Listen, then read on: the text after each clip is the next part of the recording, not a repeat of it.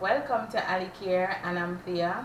Today I'm doing a review on rice powder. What is rice powder?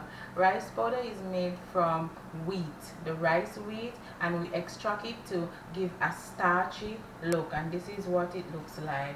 Now, why use rice powder on your skin? It leaves your skin very smooth and soft, and it's also good to do a rice powder scrub before applying your makeup. You can also mix the rice powder with honey, milk.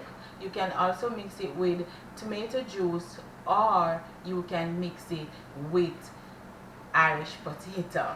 Alright, try rice powder and you will see a nice result. The difference between using a rice powder scrub and other scrubs most time leave your skin dry and irritated, while this one leave it smooth, soft and silky, and leave a good nourishment from within.